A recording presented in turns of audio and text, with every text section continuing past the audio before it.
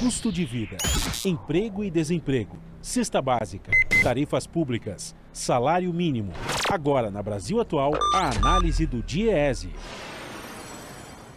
Nós vamos entrar em contato agora com o diretor técnico do DIEESE, Fausto Augusto Júnior. Bom dia, Fausto. Bom dia, Glauco. Bom dia a todos. E ontem a Câmara dos Deputados aprovou em segundo turno a PEC dos precatórios, que limita o valor de despesas anuais com precatórios, que são as sentenças judiciais definitivas, representando as dívidas do governo, limitando esse valor e também corrigindo seus valores exclusivamente pela taxa Selic, mudando a forma na prática de calcular o teto de gastos. A justificativa do governo é que essa PEC era necessária para poder arcar com os custos do Auxílio Brasil, mas a gente sabe que a verdade não é bem essa. Como você viu essa aprovação, Fausto, desse texto que agora vai para o Senado e o que ela representa exatamente? Bem, Glauco, a gente viu ontem na Câmara, mais uma vez, a movimentação do governo em busca ali de furar os limites que ele mesmo definiu. Vamos lembrar que esse debate todo se inicia ali em 2016, ali com a PEC do teto dos gastos, e que de alguma forma limitou o gasto social pelos próximos 20 anos, seja até 2036. O embate que a gente está assistindo é, de novo, um governo que busca construir programas eleitorais, minimamente construir algumas pontes aí com os mais pobres, uma vez que a pobreza cresceu muito, em especial ao longo desse governo, e que de alguma forma está tentando buscar aí esse chamado espaço fiscal para uma medida que vai ter duração aí do ano eleitoral, que é 2022. Ontem o que a gente assistiu no Congresso foi mais uma vez uma movimentação no sentido de uma grande negociação com liberação de emendas e etc., que viabilizasse aí o programa que o governo quer colocar de pé em substituição ao Bolsa Família. Ontem também saiu o decreto em relação ao tal chamado Auxílio Brasil, e o que a gente vai assistindo é aos poucos a desmontagem de um programa bastante eficiente, um programa reconhecido internacionalmente que foi o Bolsa Família, por um programa temporário, por um programa ainda sem sabemos muito bem como é que ele vai funcionar, bem mais burocrático do que o programa anterior, uma vez que ele diversifica benefícios. Vamos lembrar que o Bolsa Família, na sua origem, ele teve como uma das grandes vantagens, uma das grandes iniciativas, a aglutinação de diversos auxílios que existiam no governo, e agora, novamente, a gente vai assistindo essa pulverização. De um lado, a gente tem a questão, então, do Auxílio Brasil, substituindo o Bolsa Família. Nós não sabemos ainda como isso vai ser operado, o decreto saiu, mas muitas dúvidas ainda pairam sobre esse auxílio, que, na verdade, na sua grande maioria, ele vai simplesmente corrigir pela inflação os valores do Bolsa Família, de um lado, e de outro, encaixar ali um pouco a fila desses extremamente pobres que estavam já há bastante tempo aguardando adentrar o Bolsa Família. E de outro, a gente vai assistindo aí esse embate com relação à PEC do teto, a relação aos precatórios, que é mais uma vez um calote que o governo dá para quem ele deve, em vez de fato enfrentar as principais discussões que o nosso país precisa. Uma delas é os gastos com juros, a tributação dos mais ricos, e outro, minimamente observar como é que o governo tem se comportado em relação aos seus próprios gastos, às suas próprias prioridades. Hoje, o governo prioriza muito mais a discussão dos mais ricos. Vamos lembrar aí toda essa discussão que a gente tem assistido da reforma tributária, que pouco tem avançado, e avança no sentido, sim, de manter a tributação sobre o mais pobre e não inverter a pirâmide aí, o sentido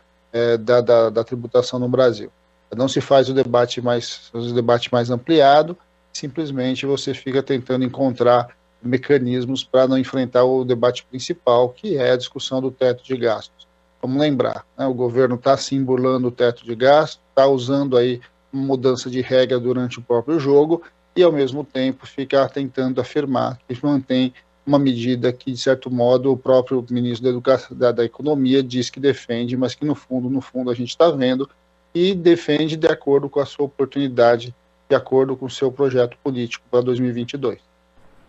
Importante falar também, né, Fausto, a quem se destina esses precatórios, né? Porque boa parte dessas sentenças dizem respeito, por exemplo, a pagamentos relacionados ao INSS e à Previdência Social. Então, parte das pessoas que estão tomando o calote são idosos, pessoas com deficiência, pessoas que têm doenças graves. E eu acho bastante curioso, para dizer o mínimo, que um parlamentar, por exemplo, que defenda a prisão após condenação em segunda instância, né, no âmbito criminal, sem que uma sentença tenha transitado em julgado, seja a mesma pessoa que defenda que uma sentença que já é irrecorrível não seja cumprida por parte da União. Não deixa de ser um paradoxo, Fausto.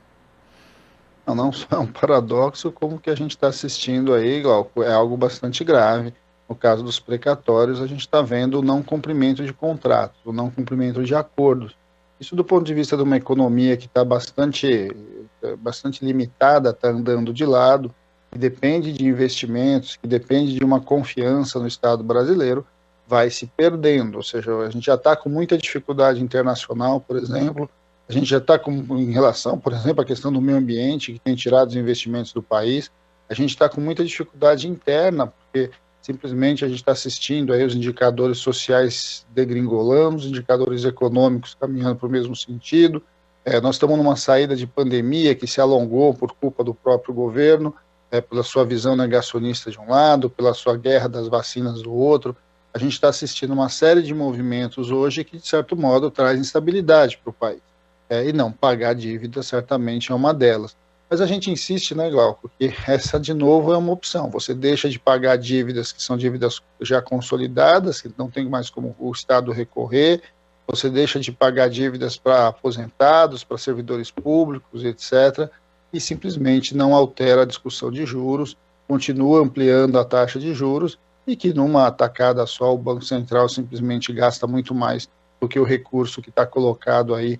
sobre essa discussão do Auxílio Brasil e que deu tanta confusão aí em relação à PEC aí dos precatórios. Você não enfrenta de fato o problema, que é quanto do nosso orçamento vai destinado ao setor financeiro, para o financiamento da dívida,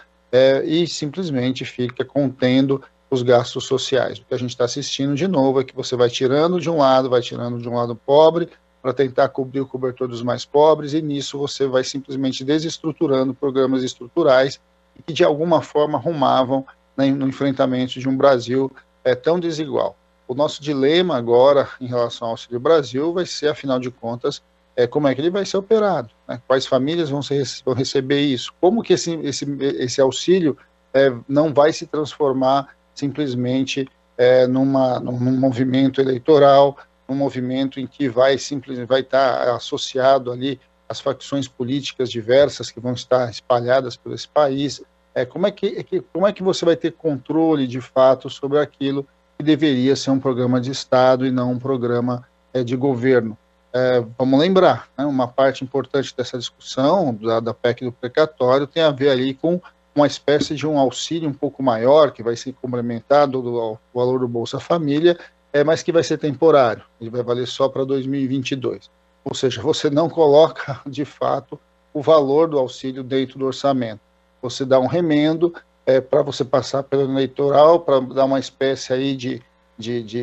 compra aí de votos na busca da sua reeleição. É isso que a gente está assistindo nesse momento, com uma discussão bastante limitada sobre a necessidade do enfrentamento da pobreza no Brasil, de um lado, e de outro lado, uma movimentação visando o cenário eleitoral de 22. E a gente está vendo isso nos dois lados. A gente viu isso pelo governo federal, nessa montagem toda do auxílio, e na outra a gente viu agora na Câmara como é que foi essas discussões que passaram muito mais por liberação de recursos que vão ali para as bases dos deputados do que propriamente uma discussão séria sobre como é que a gente constrói um programa de enfrentamento à pobreza e de redução da desigualdade. E Fausto, li mais cedo uma entrevista da ex-ministra Tereza Campelo concedida à jornalista Maria Carolina Trevisan, e ela observava alguns aspectos, né, em relação ao Auxílio Brasil, Por exemplo, na última sexta, né, ali às vésperas da extinção do Bolsa Família, o governo concedeu um reajuste ao Bolsa Família, que é uma forma, que não foi implementada, obviamente, é uma forma justamente de burlar a lei de responsabilidade fiscal, né? Já que se você cria uma despesa, você tem que apontar a fonte de financiamento. Então isso ainda coloca um ponto de quase legalidade na prática, né? Uma tentativa de burlar os órgãos de controle, e o Auxílio Brasil ainda tem aqueles complementos de renda, Fausto, como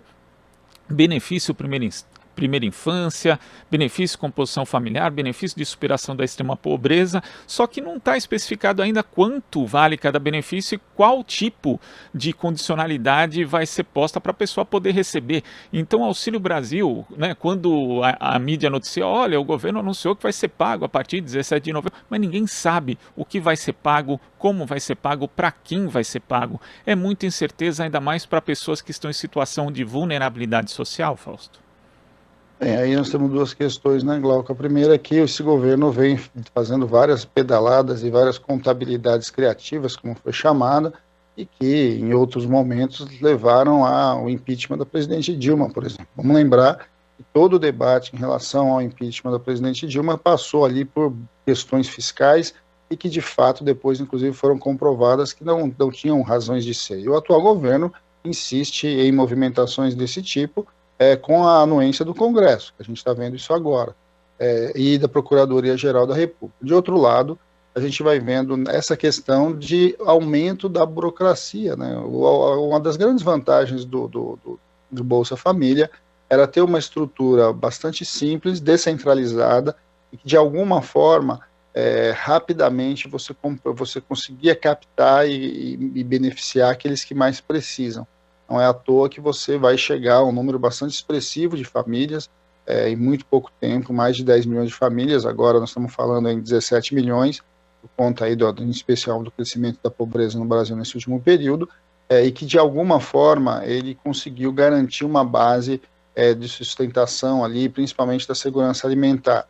O que a gente assiste, o que a gente vê a partir do decreto que foi publicado e mesmo da MP anterior, é que essa simplicidade, essa desburocratização do auxílio do Bolsa Família, ela vai sendo substituída por uma série de modalidades que de fato ninguém sabe muito bem como que vão ser controladas, como que elas vão ser de fato distribuídas e como que um auxílio que vai complementando o outro, que é uma outra característica também do Auxílio Brasil, quer dizer, você tem depois um vai se complementando ao outro, depois você tem prazos para receber um terceiro, que depende do tempo, você pode perder esse auxílio, ou seja, ele vai compondo uma enorme insegurança para aqueles que recebem, de fato, para saber quanto eles vão receber até o final do período, até o final enfim, da sua situação, e de outro que vai simplesmente burocratizando, porque você vai tendo que comprovar uma série de elementos que estão lá colocados para você receber o referido auxílio. Vamos lembrar uma das formas que foi construída essa chamada fila do Bolsa Família passou por isso, passou por simplesmente a não concessão ou a exclusão de famílias do Bolsa Família, simplesmente por questões burocráticas e questões de não comprovação. Nós estamos falando, Glauco, de famílias muito pobres, estamos falando de famílias que têm muita dificuldade, muitas vezes, de acessar um documento, de acessar uma comprovação, de simplesmente chegar no espaço físico